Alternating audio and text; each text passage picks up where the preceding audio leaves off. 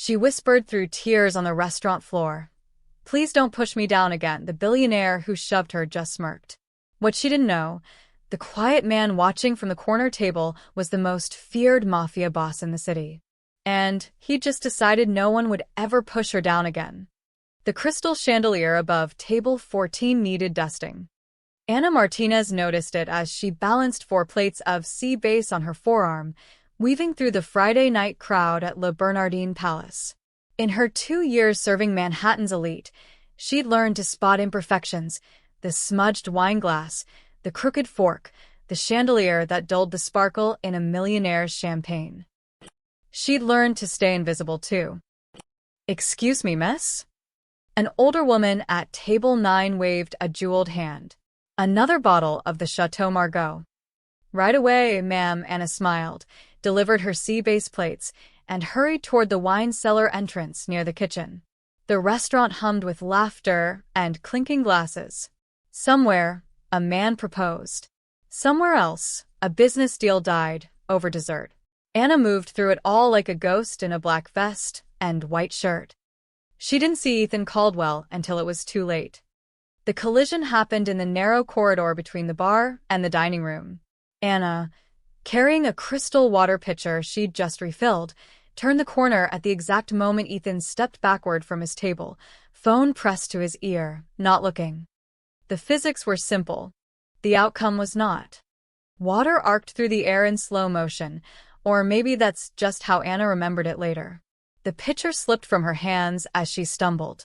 Cold water splashed across Ethan's charcoal designer jacket, darkening the fabric from shoulder to waist. Time stopped. Ethan Caldwell froze mid-sentence, staring down at his ruined jacket. At 28, he had the sharp features of old money and the cold eyes of someone who'd never heard the word no. His cologne probably cost more than Anna's monthly rent. I'm so sorry, sir." Anna dropped to her knees, grabbing napkins from a nearby service station. "I didn't see you. I'm so sorry. Let me." "Are you kidding me?" Ethan's voice cut through the restaurant chatter like breaking glass. Conversations died at nearby tables. Heads turned. "Do you know how much this jacket costs?" "I'll pay for the cleaning." "Cleaning?" Ethan laughed, but there was no humor in it. "This is Brioni. Custom. You couldn't afford this jacket if you saved for a year." Anna's hands shook as she tried to dab at the water. Her manager, Marcus, was already rushing over, his face pale. This was bad. This was really bad. The Caldwells owned half the real estate in Manhattan. They were regulars. They were untouchable. "Sir, I apologize profusely," Marcus began, but Ethan wasn't listening. He was looking at Anna with something worse than anger. Contempt. "Get up," he said coldly. Anna stood, napkins clutched in her trembling hands. Around them, the restaurant had gone quiet. 50 pairs of eyes watched from shadows and candlelight. Anna felt her face burning, tears stinging behind her eyes. "Don't cry," she thought. "Don't cry in front of them." "People like you," Ethan said, loud enough for everyone to hear, "are too stupid to work anywhere decent. You're clumsy, careless. Honestly, I don't know why they hire." "It was an accident," Anna whispered. "Please, Shut up." Ethan stepped closer. "You know what? You're right. You should pay for this. What do you make minimum wage? Tips." He pulled out his phone. "I'm calling my lawyer. We'll garnish your wages for the next." "Sir, please," Marcus pleaded. "We'll comp your entire meal, your drinks, everything." Ethan's hand shot out. The shove wasn't violent, exactly. Not a punch or a strike. Just 2 hands on Anna's shoulders, pushing hard enough to send her stumbling backward. Her heel caught on the edge of a floor mat. Her arms windmilled. She fell. The sound of her body hitting the marble floor echoed through the silent restaurant. Pain shot through her hip and elbow. The napkins scattered around her like snow. For a moment, Anna just lay there, stunned. She'd never been pushed before. Never been treated like nothing. Like less than nothing. Somewhere in the crowd, someone snickered. "Please," Anna heard herself say, her voice breaking. She looked up at Ethan from the floor, tears finally spilling over. "Please don't push me down again." She wasn't sure why she said it. Maybe because she couldn't say anything else. Maybe because, in that moment, lying on the cold marble while Manhattan's elite watched and whispered, those were the only words that felt true. The snickering grew louder. Someone muttered something about the help. Marcus reached down to help her up, apologizing, always apologizing. Then a chair scraped. The sound cut through the whispers like a blade. Anna looked up through blurred vision and saw a man rising from the VIP section in the back corner, the table everyone knew but nobody approached. Table 23. The table that was always reserved, always private, always surrounded by men in dark suits who never smiled. Alessandro Moretti moved through the crowd like a shark through shallow water. He wasn't tall, maybe 5'10", but he didn't need height. Something in the way he walked, the set of his shoulders, the absolute calm in his dark eyes, made people step back without thinking. The restaurant held its breath. Alessandro stopped in front of Ethan, who hadn't noticed him yet. Ethan was smirking at his friends, pocketing his phone, probably already composing the story he'd tell at his next country club meeting. Then Alessandro's hand shot out and grabbed Ethan's collar. The movement was so fast, so sudden, that Ethan didn't even have time to react. 1 second he was standing. The next, he was being lifted onto his toes. Alessandro's fist twisted in his expensive shirt, their faces inches apart. "You," Alessandro said quietly, "made a mistake." His voice was barely above a whisper, but in the dead silence of Le Bernardin Palace, everyone heard it. Ethan's face went from red to white in an instant. His mouth opened, but no sound came out. Alessandro didn't shout, didn't threaten, didn't need to. He simply held Ethan there, suspended, while his dark eyes promised things that made grown men confess sins they hadn't committed yet. From the floor, Anna stared up at both of them, her heart pounding so hard she thought she might pass out. And somewhere in the back of the restaurant, 3 different phones captured everything. For exactly 7 seconds, nobody moved. Alessandro held Ethan suspended by his collar, their faces so close that Ethan's panicked breathing fogged the space between them. The Mafia boss's expression never changed, no anger, no satisfaction, nothing but cold calculation. Then, just as suddenly as he'd grab him, Alessandro let go. Ethan stumbled backward, gasping, his hand flying to his throat.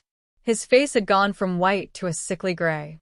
For a man who'd never experienced real consequences in his 28 years, those 7 seconds had lasted a lifetime.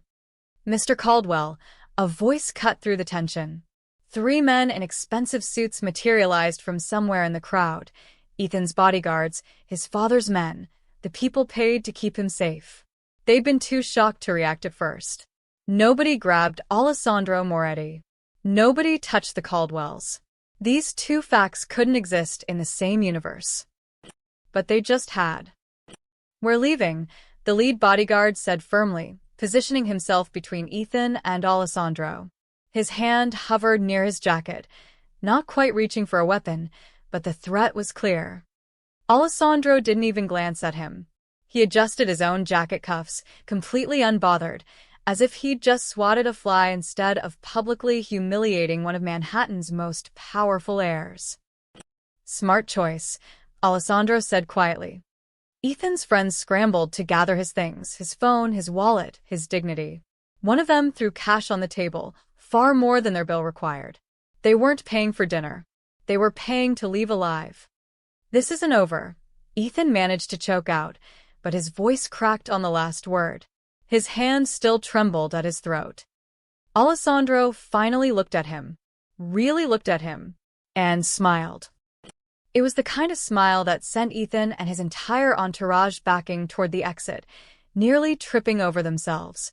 They left through the front doors in a rush of expensive cologne and quiet panic, leaving behind a restaurant full of witnesses and a story that would be told in whispers for months. The moment they were gone, the spell broke. Conversations erupted at every table, but quieter now, more careful. Everyone had seen what happened. Nobody wanted to be next. Anna was still on the floor. Marcus helped her up, his hands shaking almost as badly as hers. Are you okay? Are you hurt? I'm fine, Annalise. Her hip throbbed where she'd landed, and her elbow was already starting to bruise. But that wasn't what had her shaking. She looked toward table 23, where Alessandro had returned to his seat as if nothing had happened. He didn't look at her, didn't acknowledge her, just picked up his wine glass and took a sip, resuming a conversation with the man across from him, a gray-haired man in a perfectly tailored suit who'd watched the entire scene with mild interest. Go clean up, Marcus whispered. Take a break. 10 minutes. Anna nodded numbly and headed for the staff bathroom on unsteady legs. Behind her, the restaurant slowly returned to its normal rhythm, but she could feel every eye following her path across the floor. In the bathroom, she locked herself in a stall and finally let herself cry. Not from pain, though her body ached, but from humiliation, Confusion. Fear. Why had Alessandro Moretti, of all people, defended her? Everyone in Manhattan knew his name. Everyone knew what he did, even if they pretended not to. 5 minutes later, Anna splashed cold water on her face and returned to work. She had 6 more hours on her shift. Bills didn't pay themselves. The rest of the night passed in a blur of whispered conversations and pointed stares. Other waitresses asked if she was okay in hushed voices. The kitchen staff treated her like she'd survived a car crash. Even the restaurant's owner, Mr. Chen, appeared from his office to check on her, something he'd never done before. You sure you can work? He asked, studying her face. I'm sure. He nodded slowly. Table 23 asked for you specifically. Anna's stomach dropped. What? They want you to handle their table for the rest of the night. Just. Be professional. And polite. Her legs felt like water as she approached table 23. Alessandro was discussing something with his companion in Italian, their voices low. She caught fragments, numbers, names she didn't recognize, words that sounded like business but felt like threat. Excuse me, she said softly. Can I get you anything? Alessandro glanced up. His eyes were dark brown, almost black, and completely unreadable. The lady will have the chocolate soufflé. Anna blinked. There was no lady at the table. Just Alessandro and the gray-haired man. For you? Alessandro clarified, his expression neutral. After your shift. The kitchen will prepare it. I don't understand. You don't need to, he returned to his conversation, dismissing her without another word. Anna stood there for a moment, confused, then retreated to the kitchen. Behind her, she heard the gray-haired man chuckle. You've got a soft spot, Alessandro. I've got standards, Vincent. There's a difference. By the time Anna's shift ended at midnight, her feet ached and her mind raced with questions she couldn't answer. The kitchen had indeed prepared a chocolate soufflé, which sat waiting for her with a small note. Go home safe. In the staff changing room, the other waitresses couldn't stop talking. Did you see his face? Ethan looked like he was going to pass out. I heard someone recorded it. Everyone's talking about it. Why would Alessandro Moretti care about a waitress? Anna changed in silence, avoiding their questions. She just wanted to go home, take a hot shower, and forget this night ever happened.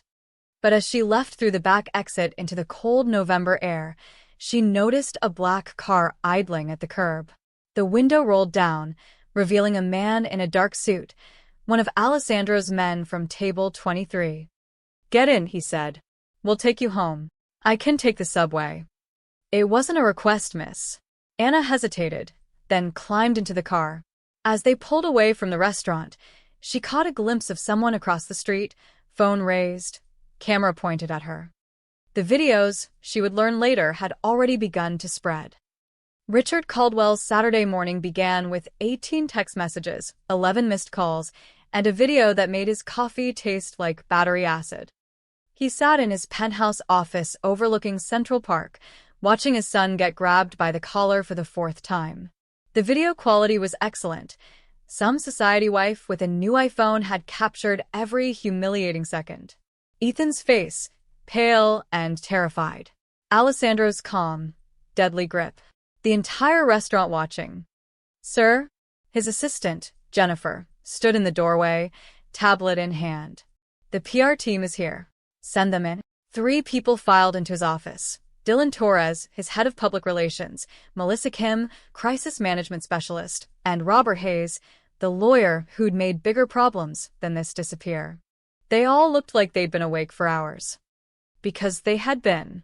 Talk, Richard said, not looking away from his computer screen where the video played on loop. Dylan cleared his throat.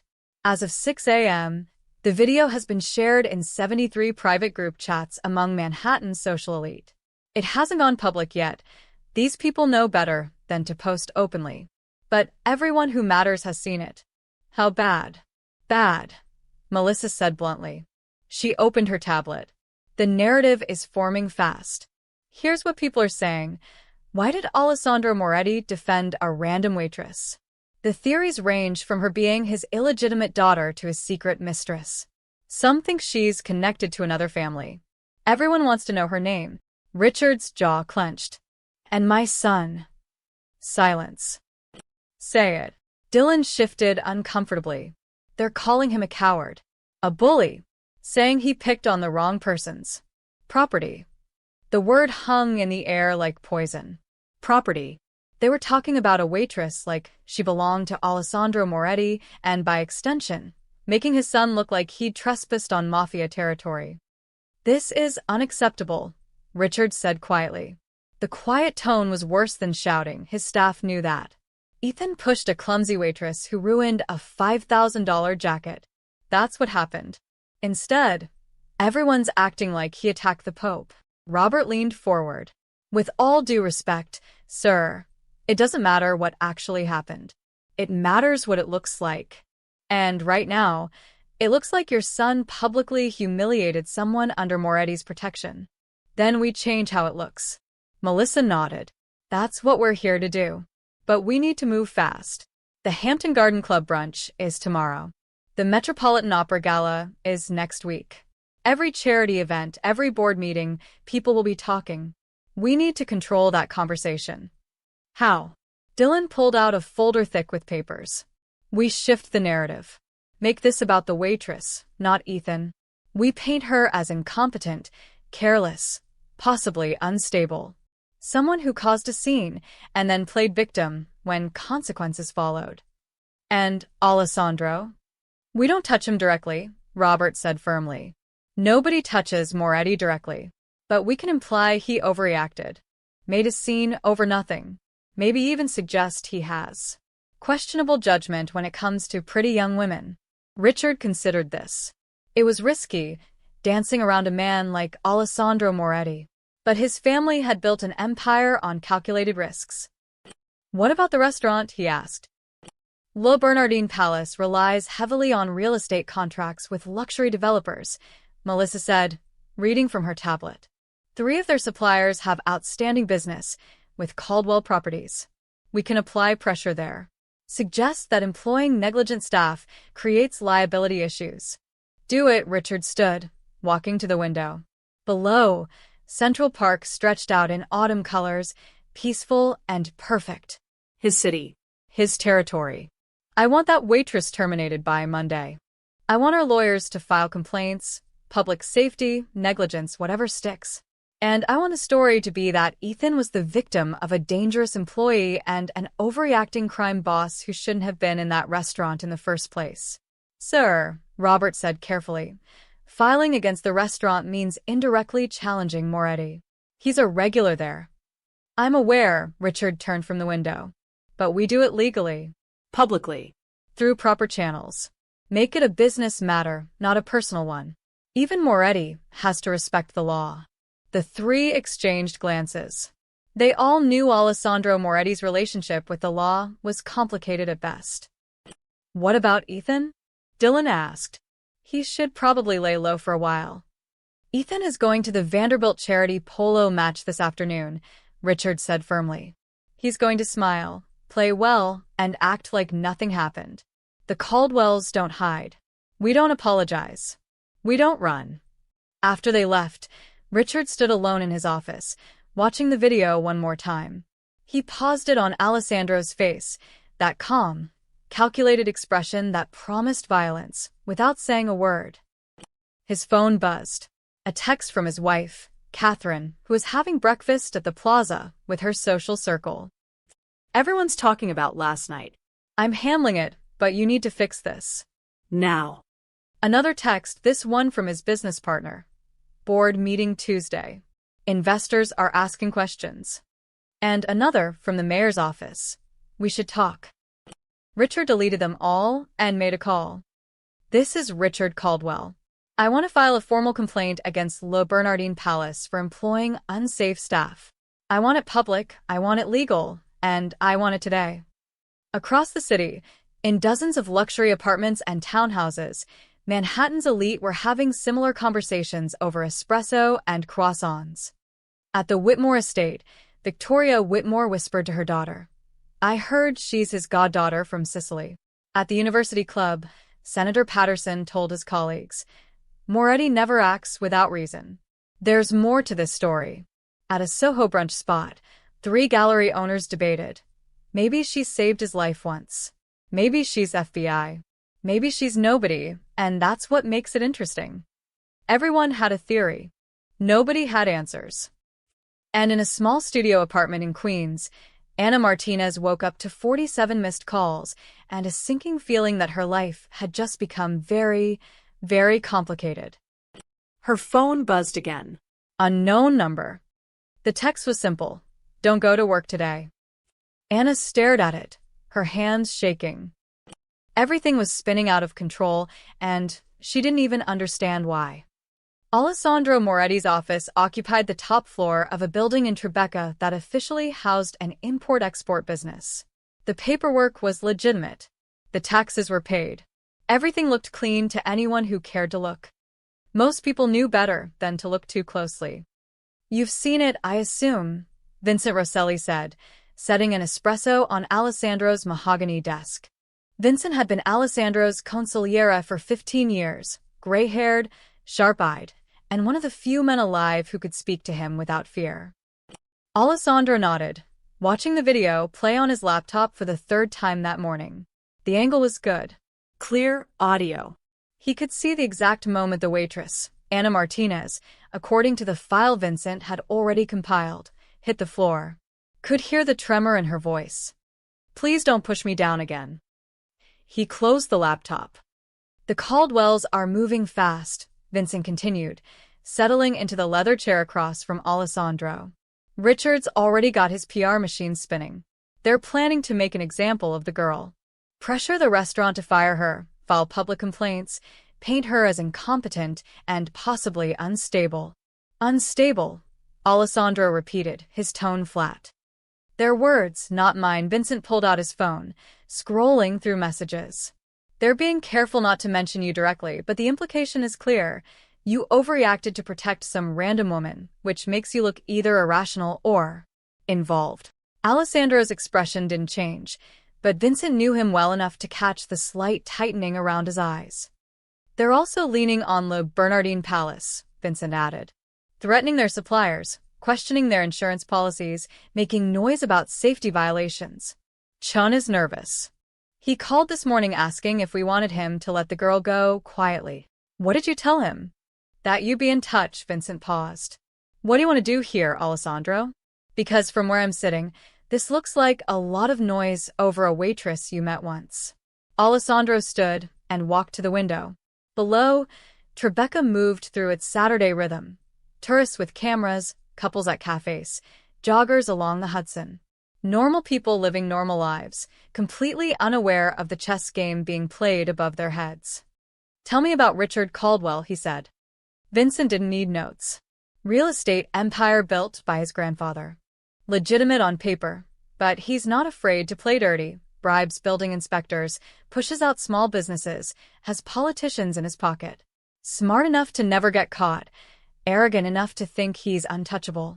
His son Ethan is exactly what happens when you give a mediocre man unlimited money and zero consequences. Properties? 12 major developments currently in progress across Manhattan. The Crown Tower project in Midtown is his flagship, 60-story luxury condos, breaking ground next month. He's leveraged everything on it. If that project delays, his whole empire feels it. Alessandro turned from the window. What else? Steel shipments coming through Port Newark. Construction permits pending with the city. Contracts with union labor that could get complicated. Vincent smiled slightly. Why? You thinking about sending a message? I'm thinking, Alessandro said quietly, that Richard Caldwell made a mistake. Which mistake? Raising a son who pushes waitresses, or coming after someone under your protection? Both. Alessandro returned to his desk, opening a drawer and pulling out a thin folder. But more than that, he thinks he can control the narrative.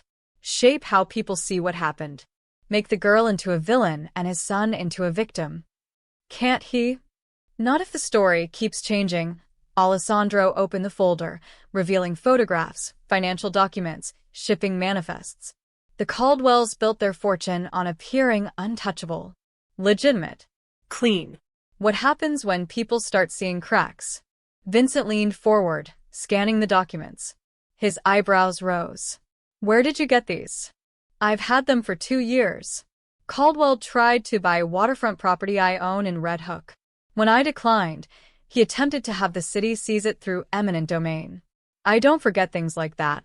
The document showed a pattern: suspicious zoning permit approvals, payments to offshore accounts, building code violations mysteriously dismissed. Nothing explosive on its own, but together? A mosaic of corruption. You've been waiting for the right moment to use these, Vincent said. It wasn't a question. I've been waiting for him to give me a reason. Alessandro closed the folder. He just did. Vincent sat back, a slow smile spreading across his face. So, what's the play? Alessandro's phone buzzed. He glanced at it, a message from one of his men watching Anna's apartment. Target received warning text. Staying home today. Appears frightened. Good. Fear kept people safe. The play, Alessandro said, setting his phone down, is quiet. No violence. No drama. No dead bodies that trace back to us. We simply make life difficult for Richard Caldwell until he understands his position. And the girl? Protected. From a distance, Alessandro's voice was firm. She doesn't need to know. She doesn't need to be involved. She just needs to be safe while this plays out. Vincent nodded slowly. You know people will talk. They already are. Everyone wants to know why you care about a waitress. Let them talk. Speculation doesn't hurt us. Alessandro opened his laptop again, pulling up a different screen. Construction schedules, permit applications, shipping manifests for Caldwell projects. What hurts us is appearing weak. Allowing people like Ethan Caldwell to think they can act without consequences. And his father? Alessandro's smile was cold. Richard Caldwell is about to learn that money and power aren't the same thing. He has buildings, contracts, lawyers, all things that can be delayed, complicated, examined too closely. He closed the laptop with a soft click. Let's see how loud they are when the walls close in. Vincent stood, understanding the dismissal. I'll make some calls. Start with the port. His steel shipment is due Tuesday. Should be easy to delay for routine inspection. Nothing obvious. Nothing that traces back here. Never is. Vincent paused at the door. For what it's worth. That girl said one sentence, and you moved heaven and earth. People notice things like that. After Vincent left, Alessandro sat alone in his office, the morning sun casting long shadows across his desk. He pulled up the video one last time, watching Anna fall, hearing her broken voice. Please don't push me down again. She hadn't been asking Ethan.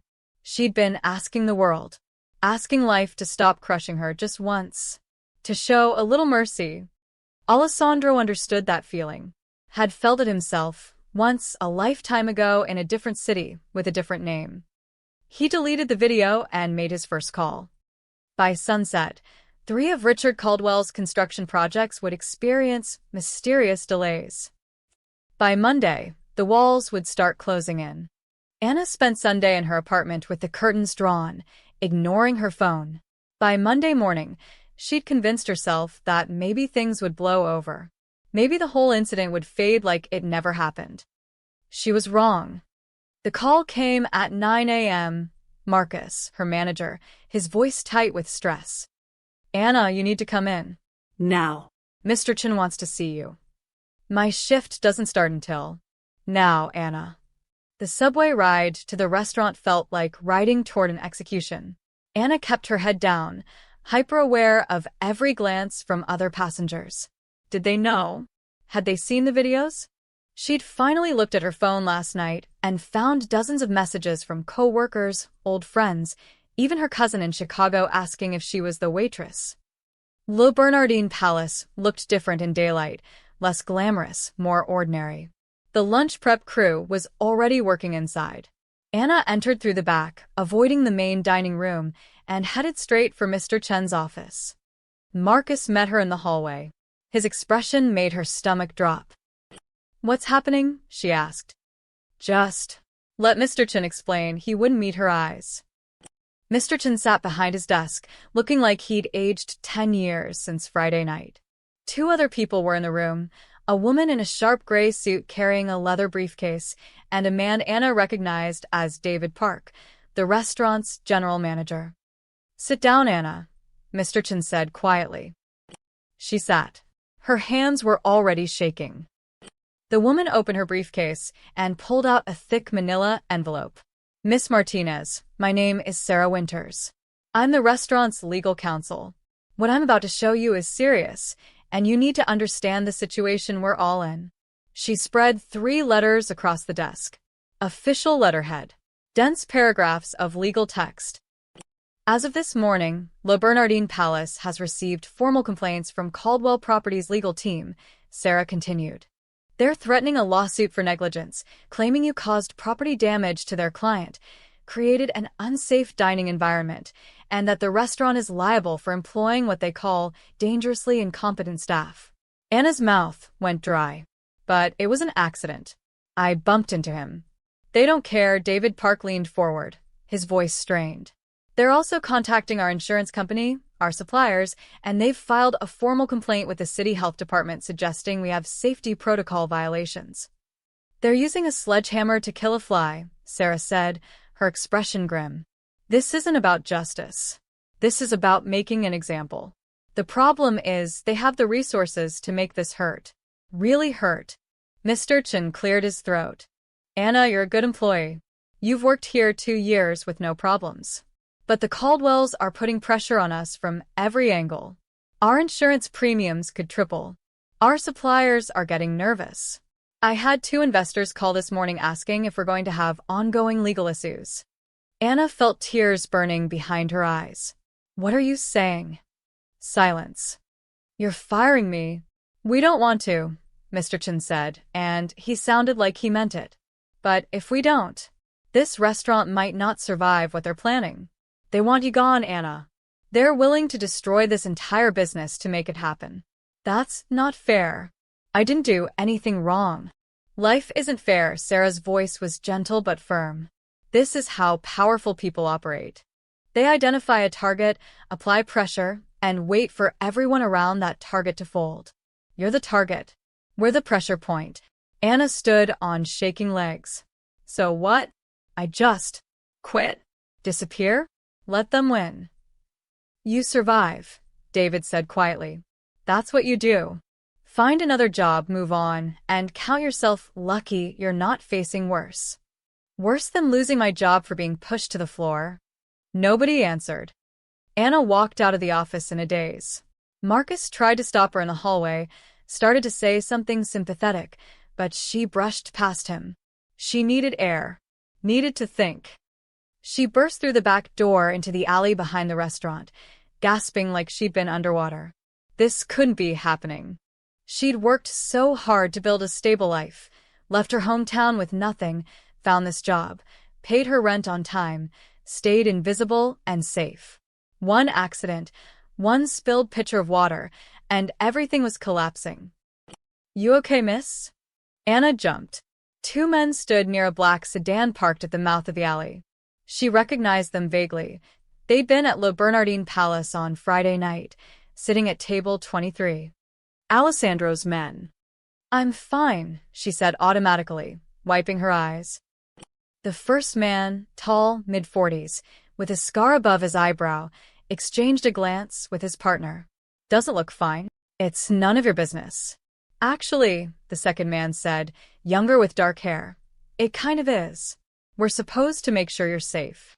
"Safe from what?" "I just got fired." Or, I will be. "Same thing," Anna laughed bitterly. "Tell your boss thank you for Friday night, but his help just made everything worse. Now the Caldwells are coming after me with lawyers, and I can't even afford."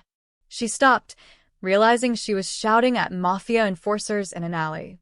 That seemed like a bad idea. The scarred man pulled out his phone, dialed, waited. She's here. Restaurant just threatened to fire her. Caldwell lawyers are applying pressure. A pause. Yeah. Okay. He hung up and looked at Anna, with something almost like sympathy. Boss says don't quit. Don't sign anything. Go home, stay there, and don't worry about money. I need money to pay rent. You'll have money, he said it like it was simple. Like reality could be bent by just deciding it would be. Just stay home. Stay safe. Let this play out. Let what play out? But they were already getting into their sedan, leaving her alone in the alley with more questions than answers. Anna pulled out her phone and stared at her bank account. $847.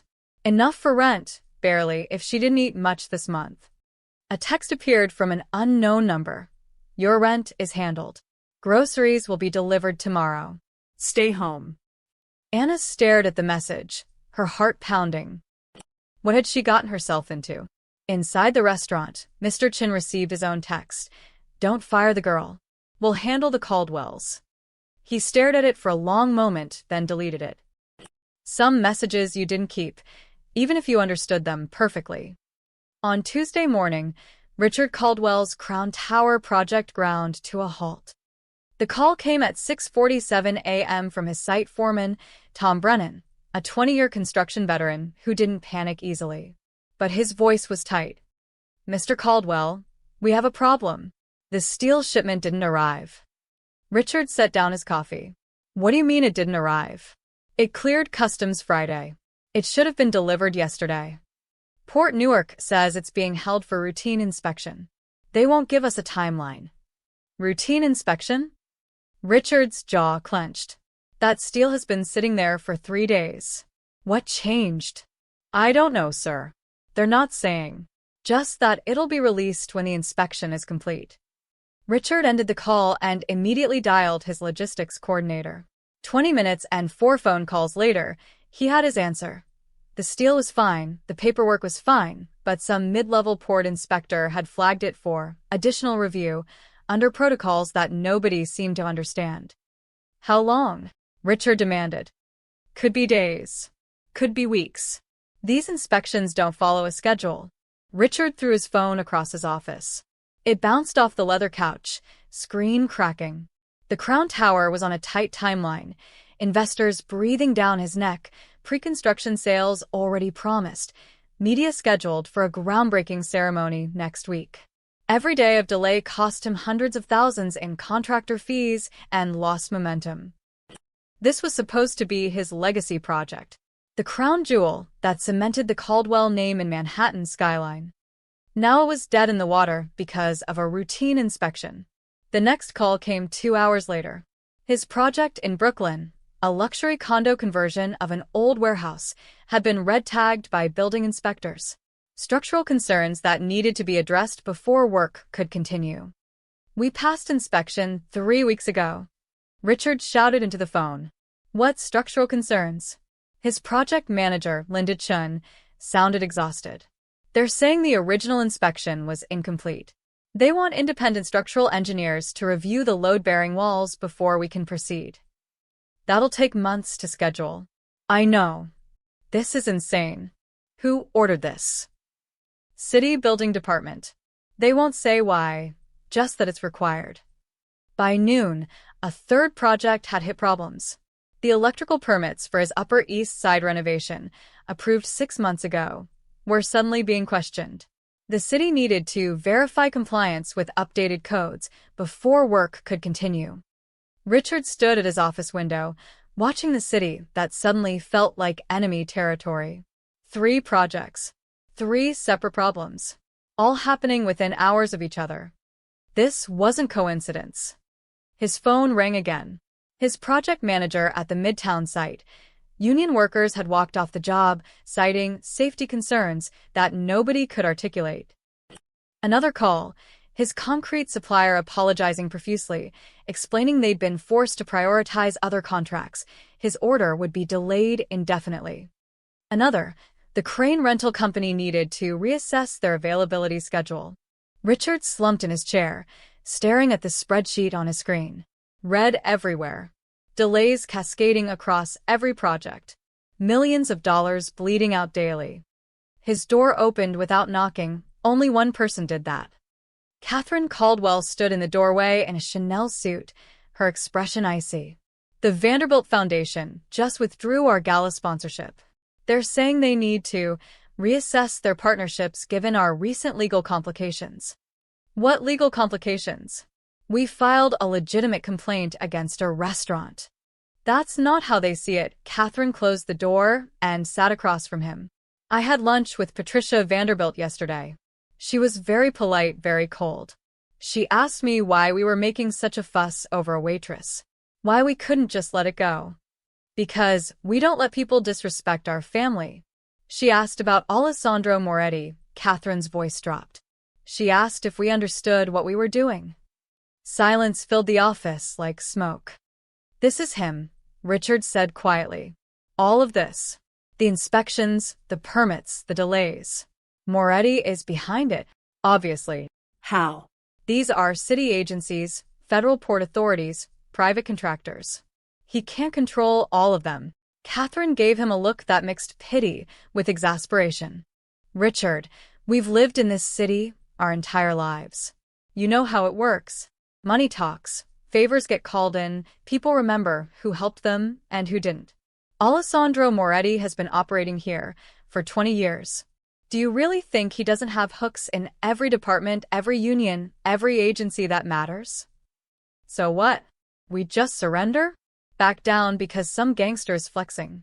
I'm saying we're bleeding money and losing face every day this continues. Our investors are nervous. Our suppliers are backing away. Even our friends are keeping their distance. Catherine leaned forward. He's not punching us. He's suffocating us. Quietly. Legally. And we have no way to fight back because we can't even prove he's doing anything. Richard's hands clenched into fists. There has to be a way. There is. Apologize. Make this go away. Find the girl, compensate her, issue a public statement taking responsibility. She paused. Admit we were wrong. Never. Then watch your empire crumble over a spilled glass of water and your son's temper tantrum. Catherine stood. Your choice, Richard. But make it fast. We don't have much time. After she left, Richard sat alone in his office as the sun tracked across the sky. His phone kept buzzing, more problems, more delays, more bad news. Each one another finger of pressure, another wall closing in. He pulled up his computer and searched for Alessandro Moretti. Found almost nothing, no social media, no interviews, just a few business registrations and property records. The man was a ghost who somehow controlled half the city. A new email arrived. No sender name, just a message. The delays will continue until you understand your position. This is not negotiable. Richard stared at the screen, rage and fear warring in his chest. He'd built an empire on intimidation and power, had crushed competitors, bought politicians, bent the city to his will. And now someone was doing the same thing to him. He picked up his phone and called his lawyer. Robert, I need you to find out everything you can about Alessandro Moretti. I need leverage. I need something I can use. Sir, I'd advise. Find it, whatever it costs. He ended the call and looked out at his city again. If Moretti wanted a war, Richard would give him one. He just needed to find the right battlefield. Anna discovered she was famous on Wednesday morning when she opened her apartment door to get the groceries that had been mysteriously delivered, as promised, and found a camera flash in her face. Anna Martinez? How long have you been involved with Alessandro Moretti? She slammed the door, heart hammering. Through the peephole, she saw 3 people in the hallway, 2 with cameras, 1 with a phone recording. They were knocking now, calling her name. Just a few questions, Anna. What's your relationship with the Moretti family? Is it true you're under his protection? Anna backed away from the door, hands shaking. How did they find her apartment? How did they know her full name? She grabbed her phone and saw 17 missed calls from numbers she didn't recognize, dozens of texts from people she barely knew, and her social media accounts, which she rarely used, flooded with messages. Most were curious. Some were supportive. Many were cruel. Gold digger. Mafia whore. You ruined a good man's reputation for attention. Hope you're happy, you manipulative bitch. Anna felt sick. She hadn't asked for any of this. She'd spilled water, gotten pushed, and now her entire life was unraveling. Her phone rang, a number she recognized. Her landlord. Hello. Miss Martinez, I'm getting complaints. There are photographers in the building asking about you. Bothering other tenants. This is a quiet building. We can't have this kind of attention. I didn't invite them. I don't want them here. Nevertheless, it's becoming a problem. I need to ask, is there something going on I should know about? Anna closed her eyes. Even her landlord thought she'd done something wrong. No. Nothing. I'll handle it. She hung up and sank onto her couch, staring at her phone as notifications kept flooding in. Someone had found her Instagram. 3 photos total, all from over a year ago, and people were picking apart everything. Her smile, her clothes, her background. Strangers analyzing her life like she was a puzzle to solve. A text appeared from Marcus. Don't come to work. There are reporters outside the restaurant. Mr. Chin says stay away until this blows over. So now she couldn't even work. Not that she had a job anymore, probably. Another text, unknown number, pack a bag. You're being moved. Anna stared at it. Moved where? By who? No response. 20 minutes later, someone knocked, a different rhythm, calm and professional. Anna looked through the peephole and saw the scarred man from the alley, the one from Alessandro's detail. She opened the door a crack, the chain still attached. What's happening? You're not safe here. Too exposed. Too easy to find, his voice was matter-of-fact. We have a place for you. Quieter. More secure. I don't want to go anywhere. I want my life back. That's not an option right now, miss. His expression softened slightly. Look, I get it. This is scary. But those reporters out front? They're the least of your problems. The Caldwells are escalating. They're pushing this story hard, and people are picking sides. Some of those messages you're getting? They're from people who think you deserve what's coming. Anna felt cold. What does that mean? It means we're taking you somewhere safe. Tonight. And if I say no... He looked at her for a long moment. Then you're on your own. And when something happens, and it will, we won't be there to stop it. Anna wanted to argue, to insist she could handle this herself. But she'd seen the messages. The hate. The strangers who thought they knew her story and had already decided she was the villain. I'll pack, she whispered. By that evening, every tabloid in New York had run some version of the story. Mystery waitress linked to Mafia boss. Who is Anna Martinez? The woman who started a war. Caldwell heir humiliated after clash with Moretti associate. The articles were breathless, speculative, and everywhere. Some painted her as an innocent victim. Others suggested she was a plant, a honey trap, someone who deliberately engineered the whole situation. A few even implied she was already part of organized crime. The comment sections were worse. She's obviously his mistress. Look at her, she knew what she was doing. I feel bad for her. She's just caught in the middle of powerful men. Another woman using victimhood for fame and money. The Caldwells are trash. Good for her standing up to them. This is what happens when criminals run our city. On cable news, talking heads debated whether Alessandro Moretti's public intervention represented a shift in organized crime's relationship with civilian affairs. Legal experts discussed the Caldwell lawsuits. Social media influencers posted think pieces about class warfare and power dynamics. Everyone had an opinion about Anna's life. Nobody asked her what actually happened. By the time she was escorted out of her building through the service entrance, past the reporters who'd been waiting in the lobby, Anna felt like a ghost haunting her own existence. The scarred man and his partner guided her to a black SUV with tinted windows. "Where are we going?" she asked as they pulled into traffic. "Somewhere the cameras can't find you," the younger man said from the driver's seat. Anna looked out the window at the city lights blurring past. 2 weeks ago, she'd been invisible. A nobody.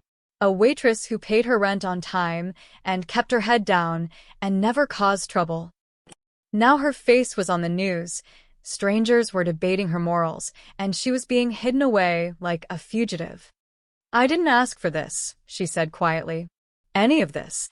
The scarred man glanced at her in the rearview mirror. "Nobody ever does, miss. But that doesn't change what is."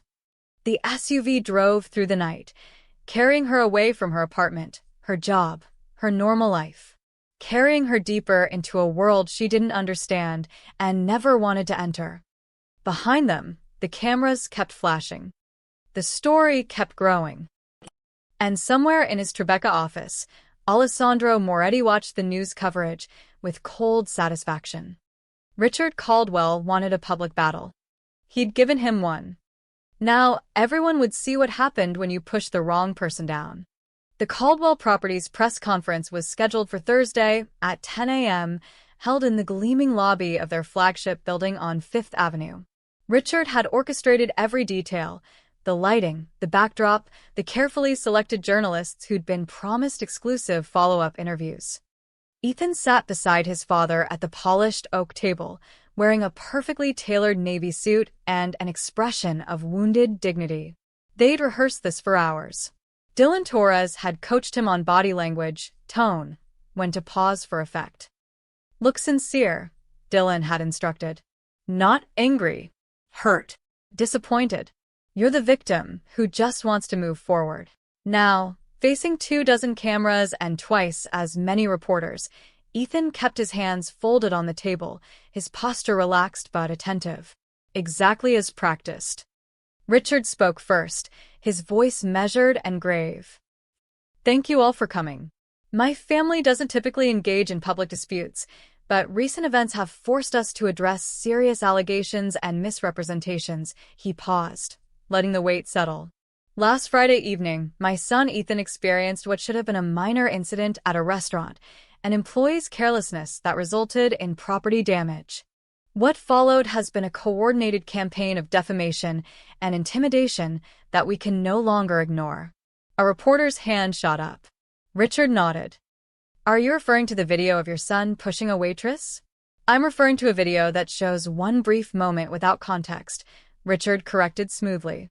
"A video that has been selectively edited and shared to create a false narrative. What that video doesn't show is the minutes before, the employee's reckless behavior, her refusal to accept responsibility, and my son's entirely reasonable response to someone who destroyed a $5,000 jacket and showed no remorse." Ethan leaned forward, his expression earnest. "I want to be clear, I never intended to hurt anyone. When Miss Martinez stumbled backward, it was because she was already off balance from her own carelessness." "The video makes it look worse than it was," he swallowed, as if fighting emotion. "What hurts most is how this has been twisted into something it wasn't. I'm being portrayed as some kind of monster when all I did was react like anyone would to having their property destroyed and being treated with disrespect." Another reporter: "What about Alessandro Moretti's involvement?" Richard's expression hardened. "That's exactly what concerns us. Mr. Moretti's violent overreaction to a simple accident raises serious questions. Why would someone with his reputation publicly assault my son over a waitress he'd never met? What is the true nature of their relationship? And why is Miss Martinez apparently being protected and sheltered by individuals with organized crime connections? The room buzzed. This was the angle they'd been waiting for. Are you suggesting the waitress is involved with organized crime? A tabloid journalist called out. I'm suggesting the facts don't add up, Richard said carefully. A young woman with no apparent connection to Mr. Moretti suddenly has his full protection, his resources, his influence. She's disappeared from her apartment, being hidden by his associates. Why? What's the real story here? Dylan stepped forward with prepared materials, glossy folders distributed to every journalist. Inside, a timeline of events, photographs of Ethan's ruined jacket, copies of the restaurant complaint, and most damaging, a detailed background on Anna that made her look calculating. Miss Martinez has worked at multiple upscale restaurants over the past 3 years, Dylan explained, reading from prepared notes. Each position lasted less than 9 months. At her previous employment, she was reprimanded twice for errors in service. There's a pattern here of someone who seeks attention, who creates problems, and who has now found the perfect situation to exploit. It was masterful character assassination. None of it was technically false. Anna had worked at other restaurants before Le Bernardin Palace, had been reprimanded once for being late and once for dropping a tray, but the way it was presented suggested something sinister. Melissa Kim distributed another document, a formal defamation complaint filed that morning with the New York State Supreme Court. We are seeking damages for defamation, intentional infliction of emotional distress, and conspiracy to harm our family's reputation, she announced. This complaint names not just Miss Martinez, but anyone who has knowingly participated in spreading false and malicious information about my client and his son. The language was broad enough to include Alessandro without naming him directly, a calculated risk, but one that allowed them to appear strong without directly challenging the Mafia boss. How much are you seeking? Someone shouted. $20 million, Melissa said flatly, plus court costs and punitive damages. The number landed like a bomb. 20 million would destroy someone like Anna. It would haunt her for life. Ethan spoke again, his voice thick with practiced emotion. I don't want money. I just want my life back. I want to stop being called a bully and a coward. I want people to know the truth, that I'm the real victim here. This woman's carelessness and this situation she's created with certain individuals has turned my entire life upside down. He looked directly into the cameras. I'm not a bad person. I don't deserve this. The performance was flawless. Several reporters actually looked sympathetic. Richard stood, signaling the end. We won't be taking further questions, but our legal team has prepared detailed statements. Thank you for your time and for helping us tell our side of this story. Within an hour, the news cycle had shifted. Caldwell's Fight Back were the real victims. $20 million defamation suit filed against mystery waitress Ethan Caldwell. I'm not a monster. Questions mount about Moretti connection to Martinez. Social media exploded with debate. Finally, someone telling the truth. These gold diggers always play victim. Are we really believing the billionaires are the victims here? That press conference was BS. We all saw the video. $20 million? They're trying to destroy her for an accident. Something's not right about her connection to Moretti. They're hiding something. By evening, even legitimate news outlets were questioning Anna's motives, her background, her sudden disappearance. The narrative was shifting, not completely, but enough. Enough to create doubt. Enough to make some people wonder if maybe, just maybe, the Caldwells had a point. In his Tribeca office, Alessandro watched the press conference recording for the third time, his expression unreadable. Vincent stood nearby, arms crossed. They're playing it smart. Can't attack you directly, so they're attacking the girl's credibility. Make her look like a schemer. Make you look like you got played by a pretty face. They filed a $20 million lawsuit against a waitress. And they'll withdraw it later as a goodwill gesture to look magnanimous. Right now, it's just meant to scare her. Intimidate anyone helping her, Vincent paused. It's working, too. I've had 3 calls from people distancing themselves, saying they don't want to get involved in legal complications. Alessandro's jaw tightened.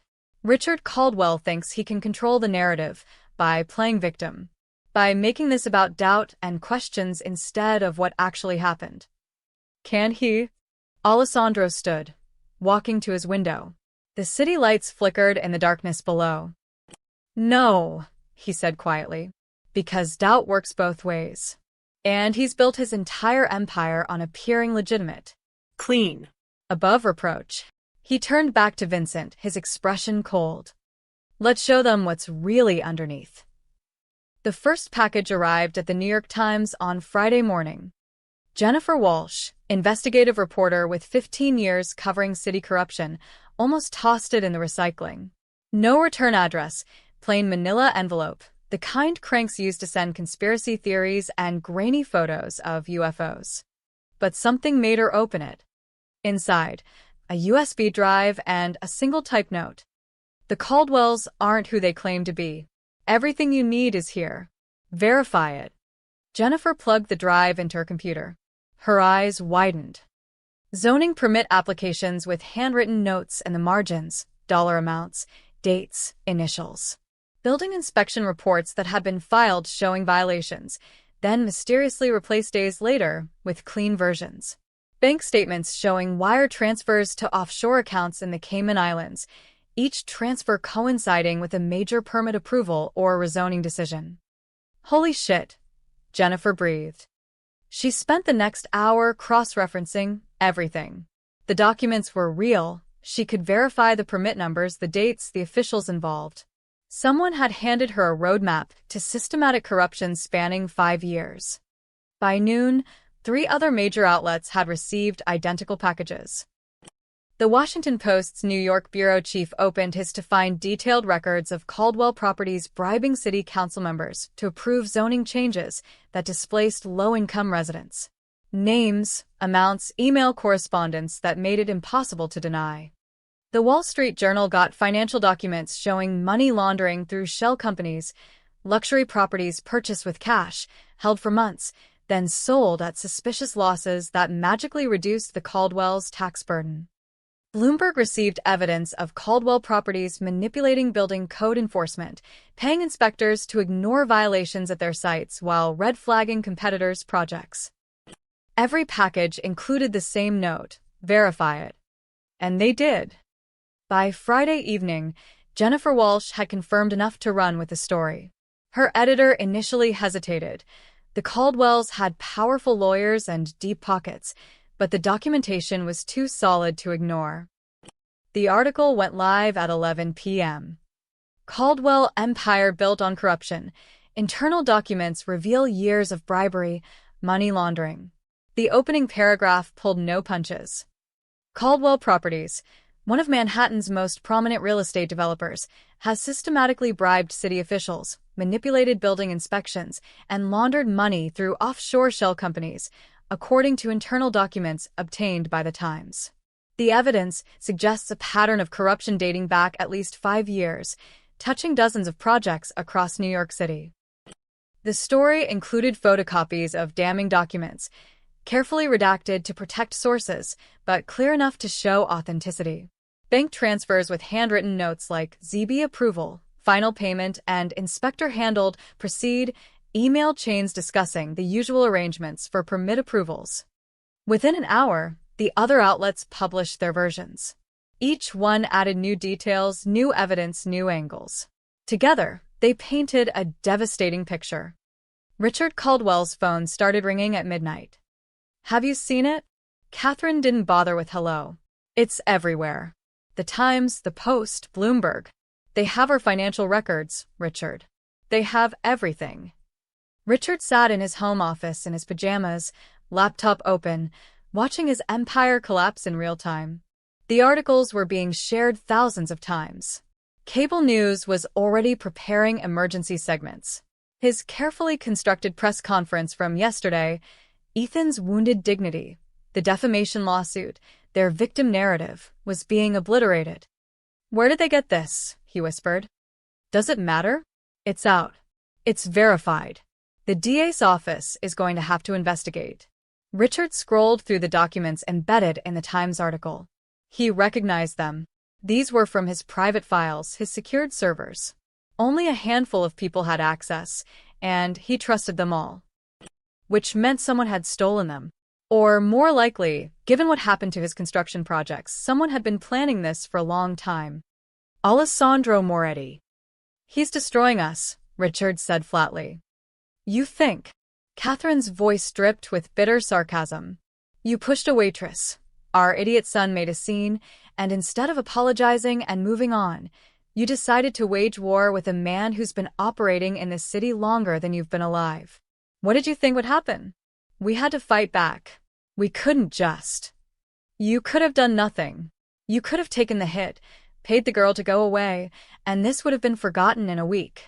Catherine's voice rose. But no. You had to protect Ethan's pride. You had to file lawsuits and hold press conferences and make yourselves targets. Well, congratulations, Richard. You're targets. The line went dead. Richard sat in the dark, watching the story metastasize across social media. Hashtags were already trending. Hashtag Caldwell corruption, hashtag billionaire scandal, hashtag NYC bribery. His phone buzzed with new messages. From his lawyer. We need to talk. Tonight. From his lead investor. Emergency board meeting. Monday, 9 a.m. Don't be late. From the mayor's office. The DA has opened a formal investigation. They'll want to speak with you. By Saturday morning, the narrative had completely shifted. The same reporters who'd been sympathetic at yesterday's press conference were now writing scathing follow-ups. Editorial boards were calling for investigations. Political opponents were demanding accountability. Caldwell, victim, narrative collapses amid corruption scandal. From press conference to federal investigation in 24 hours. Ethan Caldwell's tears look hollow next to family's bribery evidence. Social media was merciless. So the real victims were actually criminals the whole time. Shocker. They sued a waitress for $20 million while laundering millions. The audacity. Funny how bullies always claim they're the victim when they get caught. That press conference aged like milk. The defamation lawsuit became a punchline. Legal experts on cable news called it a desperate distraction from serious criminal exposure. One commentator noted dryly, it's hard to claim defamation when you're being investigated for money laundering. By Sunday, federal investigators had joined the inquiry. The FBI was interested in the offshore accounts. The IRS wanted to discuss tax evasion. The Manhattan DA was building a case around the bribery evidence. Ethan's carefully rehearsed wounded expression from the press conference became a meme, his face photoshopped onto various criminals throughout history, captioned with variations of, I'm the real victim here. Richard watched it all unfold from his penthouse, feeling the walls close in exactly as Alessandro had promised. His projects were frozen. His reputation was destroyed. His legal exposure was catastrophic. And worst of all, he'd done it to himself. Alessandro had just held up a mirror and shown the world what was already there. Vincent knocked on Alessandro's office door Sunday evening, a rare smile on his face. The DA's office raided Caldwell Properties this afternoon. Walked out with 18 boxes of documents. He set down a tablet showing news footage of federal agents carrying evidence from the Fifth Avenue building. Richard Caldwell's lawyer issued a statement saying they'll cooperate fully with all investigations. Alessandro nodded, watching the footage, without expression. The lawsuit. Withdrawn an hour ago. Citing unforeseen complications. And Anna? Safe. Quiet. Still doesn't understand what's happening, but she's not in danger anymore. Alessandro stood, looking out at the city lights. Somewhere out there, Richard Caldwell was learning what Alessandro had known for years. Power wasn't about money or buildings or press conferences. It was about knowing where the bodies were buried. And having the patience to dig them up at exactly the right moment. The Beaumont Foundation Charity Gala was Manhattan's most exclusive social event of the fall season. Held annually at the Plaza Hotel's Grand Ballroom, it attracted senators, CEOs, celebrities, and anyone who wanted to be seen as mattering in New York high society. Tickets started at $10,000. The guest list was curated by committee. Getting invited meant something. Richard Caldwell had been a fixture at the gala for 20 years. "This is our opportunity," he told his crisis management team on Monday morning. His legal troubles were mounting: the DA's investigation, the FBI inquiry, the IRS audit, but he refused to hide. "The gala is Friday. Everyone who matters will be there.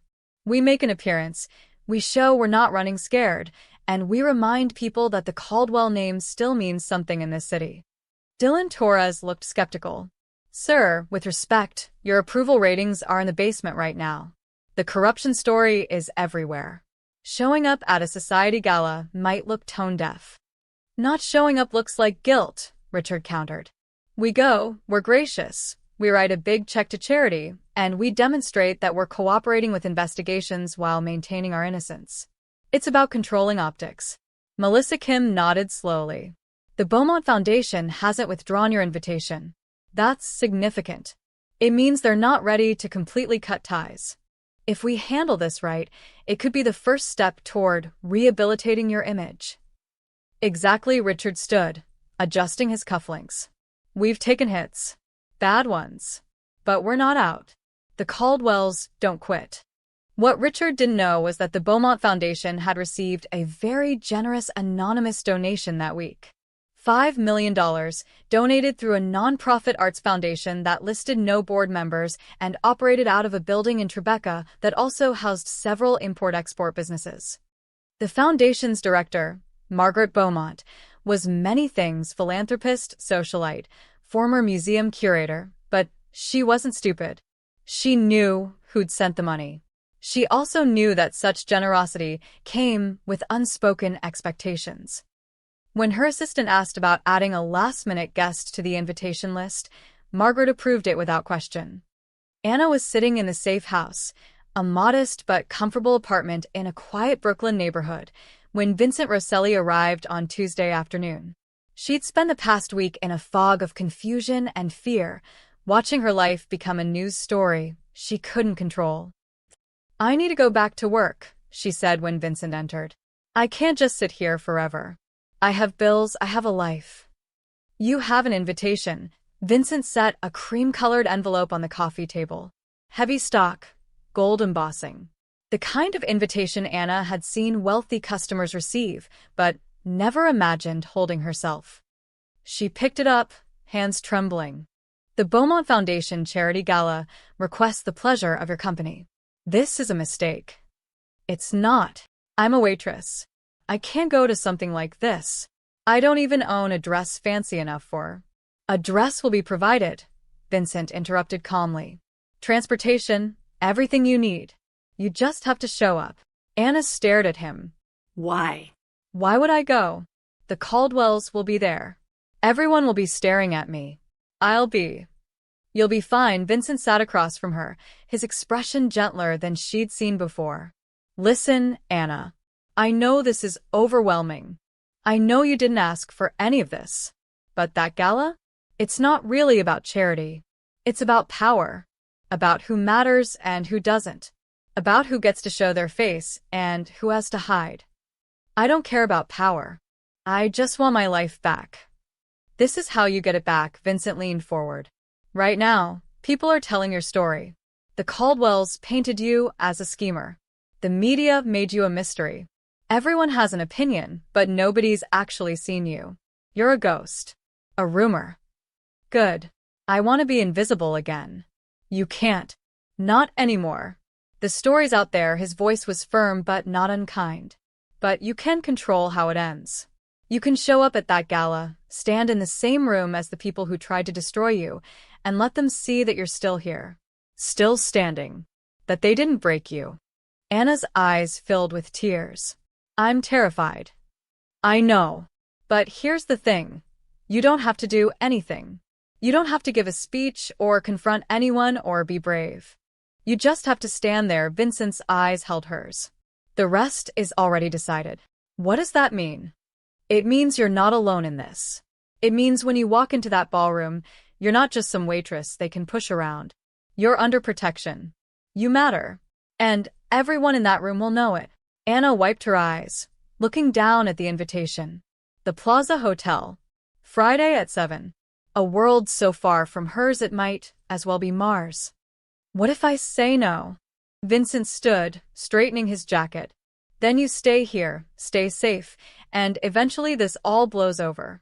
You find a new job somewhere, build a new life, and hope nobody recognizes you. That's an option. But the Caldwells will have one. They tried to make you disappear, to erase you like you never mattered. And you'll have let them. He paused at the door. Your choice, Anna. Nobody's forcing you. But sometimes standing up means just standing. Being visible when people want you gone. After he left, Anna sat alone with the invitation, reading it over and over. She thought about Ethan Caldwell's sneer, his hands shoving her to the floor. The snickering crowd. The way she'd felt, small, worthless, erasable. She thought about the past week of hiding, watching strangers debate her character, her motives, her worth. She thought about Alessandro Moretti grabbing Ethan by the collar, those 7 seconds when someone had finally said, no, not her. Not this time. Anna picked up her phone and texted the number Vincent had given her. I'll go. The response came immediately. Good. A stylist will visit Wednesday. Hair and makeup Friday at 4. Car picks you up at 6:30. Don't worry about anything else. Anna set down her phone and walked to the window, looking out at the Brooklyn streets below. Normal people living normal lives, unaware that in 3 days, she'd walk into the Plaza Hotel and face the people who'd tried to destroy her. She was terrified. But Vincent was right. She was tired of being invisible. Tired of being pushed down. Just once, she wanted to stand. The Plaza Hotel's grand ballroom glittered like a jewelry box turned inside out. Crystal chandeliers cast prismatic light across tables draped in ivory silk, each centerpiece a small fortune in orchids and roses. Women in evening gowns worth more than Anna's annual salary glided past men in tuxedos that fit like second skins. Champagne flowed. Diamonds sparkled. Money whispered in every corner. Anna felt like an imposter in a borrowed dream. The dress they'd provided was midnight blue, simple but elegant, falling just below her knees. Nothing flashy. Nothing that screamed for attention. The stylist had kept her makeup natural, her dark hair swept into a loose chignon. You're not trying to compete with them, the woman had explained. You're just being yourself. But Anna didn't feel like herself. She felt like a girl playing dress-up in someone else's life. Ready. Vincent offered his arm at the entrance. He'd arrived with the car, an unexpected courtesy. Behind him, 2 other men in dark suits, Alessandro's people, always watching. No, Anna admitted. But I'm here anyway. They entered together. The moment Anna stepped into the ballroom, conversations stuttered and died like dominoes falling. Heads turned. Whispers rippled outward in waves. She felt every eye lock onto her, felt the weight of recognition, curiosity, judgment. That's her. The waitress. What's she doing here? Anna's instinct was to run. Vincent's hand on her arm kept her steady. Eyes forward, he murmured. You belong here just as much as any of them. They found their table, mercifully toward the side, not center stage. Anna sat, hyper-aware of everything, the couple 3 tables over staring openly, the woman in emeralds whispering behind her hand, the photographer in the corner whose camera kept swinging her direction. Then she saw the Caldwells. They sat at a prominent table near the front, Richard in a perfectly cut tuxedo, Catherine in champagne silk, and Ethan looking pale and uncomfortable. The family that had tried to destroy her, sitting 20 feet away in their tailored armor of wealth and status. Richard noticed her. His expression flickered, surprise, then anger, then something calculating. He leaned toward Catherine, whispered something. She glanced at Anna, her face a mask of controlled displeasure. The evening proceeded with agonizing formality. Dinner was served, courses Anna barely tasted. Speeches were given by foundation directors and generous donors. The Beaumont Foundation presented awards. Throughout it all, Anna felt like an exhibit, a curiosity everyone pretended not to stare at while staring constantly. Then Margaret Beaumont took the microphone for closing remarks. Before we conclude this wonderful evening, I'd like to acknowledge the incredible generosity of our donors. She listed names, powerful families, corporations, foundations. And a special thank you to our anonymous benefactor, whose extraordinary $5 million contribution will fund arts education programs across the city for the next decade. Applause filled the ballroom. Anna clapped politely, not understanding. Margaret continued, her voice taking on a more serious tone. This foundation was built on principles of compassion, dignity, and standing up for those who cannot stand for themselves. These values matter, especially in challenging times when it's easier to look away than to do what's right. The room grew quieter. People sensed something shifting. Which brings me to a matter that has dominated our city's attention these past weeks. Margaret looked directly at Richard Caldwell. Mr. Caldwell, would you join me, please? The ballroom went silent. Richard stood slowly, his lawyer face firmly in place, and walked to the front. Camera flashes erupted. The event had media present, carefully selected outlets covering Manhattan's elite at play. Anna's heart hammered. What was happening? Mr. Caldwell, Margaret said, her voice carrying through the microphone, you've asked for this opportunity to address a situation that has caused considerable discussion. Richard took a breath, and Anna suddenly understood. This had been arranged, negotiated. The price of his attendance, perhaps, or a condition Margaret had imposed after receiving that anonymous $5 million donation. Richard looked out at the crowd, then his eyes found Anna. For a moment, the billionaire real estate mogul who'd tried to crush her looked almost human, almost vulnerable. Miss Martinez, he began, his voice carefully modulated. I owe you an apology. The words landed like stones in still water, creating ripples of shocked murmurs. Recent events have revealed truths about my family and our business practices that I deeply regret. In the midst of addressing these issues, I allowed anger and pride to dictate my actions. He paused, the pause of a man who'd rehearsed this, but hated every word. My son made a mistake. I compounded it by attacking your character and your livelihood instead of simply apologizing. For that, I am truly sorry. Anna sat frozen. Every camera in the room swung between Richard and her, capturing her shock, his carefully controlled contrition. What happened at Le Bernardin Palace was a misunderstanding that spiraled out of control, Richard continued, using the exact language his lawyers had probably written. You were doing your job. The accident was exactly that, an accident. Neither you nor anyone else deserved the treatment you received, from my son or from my family's subsequent actions. I apologize publicly, completely, and without reservation. He looked at Ethan, who sat at their table with his head lowered, face burning red. Ethan? Ethan stood reluctantly, looking like he might be sick. He couldn't meet Anna's eyes. I'm sorry, he managed, his voice barely audible. I was wrong. I'm sorry. The humiliation was total, absolute. The man who'd sneered at her, pushed her, called her stupid, was apologizing in front of Manhattan's elite with cameras capturing every second. Anna opened her mouth, unsure what to say. Then she saw him. Alessandro Moretti stood at the very back of the ballroom, partially hidden in shadow near the service entrance. Arms crossed, face expressionless. He wasn't sitting at a table, hadn't eaten dinner, hadn't participated in the evening's festivities. He was just there. His presence filled the room more than any speech or apology. Everyone knew who he was. Everyone understood what his attendance meant. The Caldwells weren't apologizing because they wanted to. They were apologizing because they had to. Because the alternative was worse. Alessandro's dark eyes met Anna's across the crowd. He didn't smile, didn't nod, just looked at her for a moment, then turned and disappeared through the service door, leaving as silently as he'd arrived. Miss Martinez? Margaret's voice pulled her back. You accept their apology? Anna looked at Richard Caldwell, powerful, desperate, trapped by his own choices. Looked at Ethan, humiliated and small, looked at the crowd of wealthy elites watching this drama unfold over champagne and dessert. "I accept," Anna said quietly. Because what else could she say? Because despite everything, she just wanted it to end.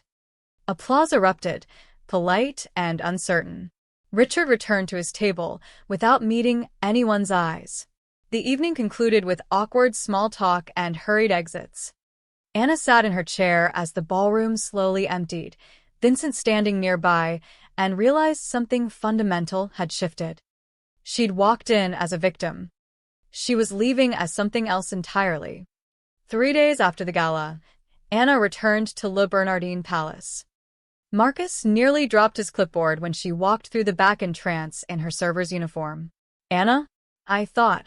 We didn't know if you were coming back." "I need to work," she said simply.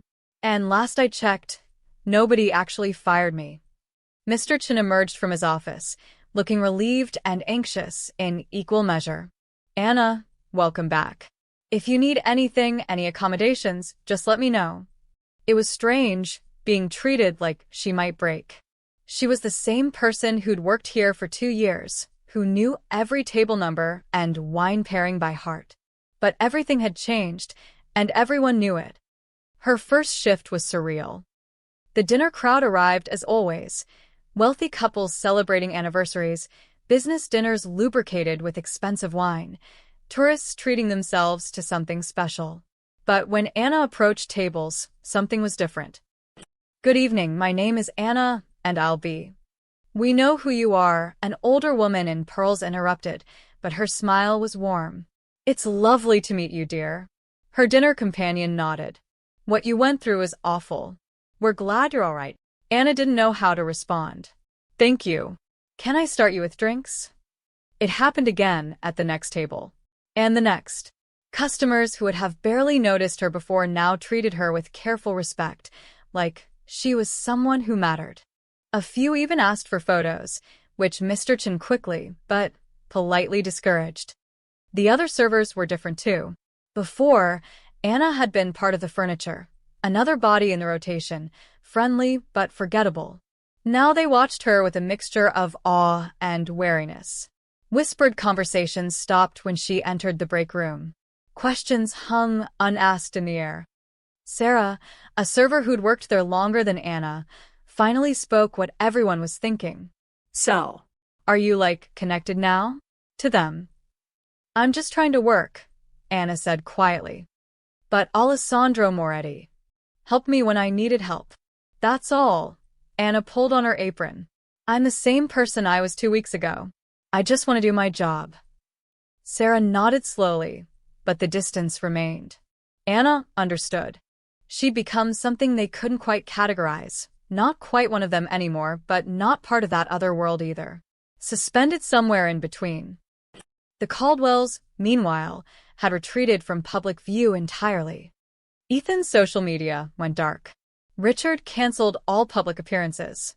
Catherine resigned from 3 charity boards. Their flagship Crown Tower project remained frozen, investors pulling out in waves. Federal investigators worked through boxes of evidence while lawyers negotiated plea deals behind closed doors. The empire wasn't destroyed. Too much money, too many assets, too many lawyers for complete collapse. But it was wounded, diminished, operating under a cloud of scandal that wouldn't lift for years. The Caldwell name, once synonymous with success, now carried whispers of corruption and humiliation. Anna watched it unfold from a distance, through news articles and overheard conversations. She felt no satisfaction, no vindication. Just a strange, hollow exhaustion, like surviving a storm and surveying the wreckage. 2 weeks after her return, Alessandro Moretti walked into Le Bernardin Palace. Anna was clearing a table when she noticed the familiar silence, that particular quality of quiet that meant someone important had arrived. She looked up and saw him being escorted to table 23 by Marcus, who looked pale and nervous. Her hands trembled as she balanced the plates. "Anna," Mr. Chin appeared beside her. "Table 23 requested you specifically." Of course they had. She approached the table on unsteady legs. Alessandro sat alone, reading something on his phone. He wore a dark suit, understated and perfectly tailored. When he looked up, his expression was neutral, polite. "Good evening," Anna said, her voice steadier than she felt. "Can I get you something to drink?" "The Barolo, please." 2016-inch. Right away, she turned to leave. "Anna." She stopped, turned back. Alessandro studied her for a moment with those dark, unreadable eyes. "You're all right?" It wasn't really a question, more an assessment. "Yes. Thank you." "For everything." He nodded once, dismissing the gratitude as unnecessary, just doing what needed to be done. Anna wanted to ask so many questions. Why had he helped her? What did he want from her? Was she safe now, truly safe, or would there always be a debt hanging over her head? But looking at him, she understood she'd never get real answers. Men like Alessandro Moretti didn't explain themselves. They simply acted, and the world rearranged itself around their decisions. "I'll get your wine," she said. Over the following weeks, Alessandro became an occasional regular.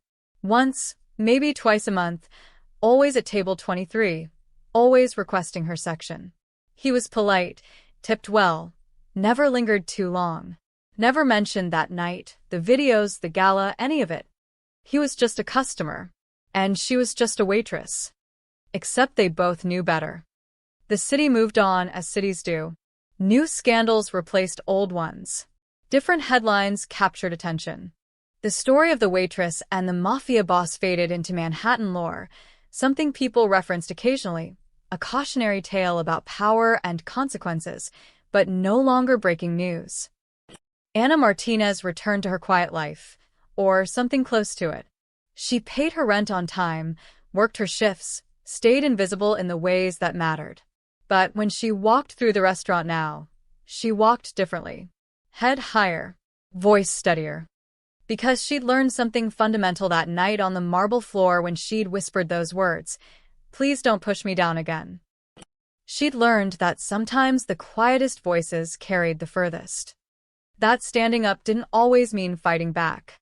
Sometimes it just meant refusing to disappear.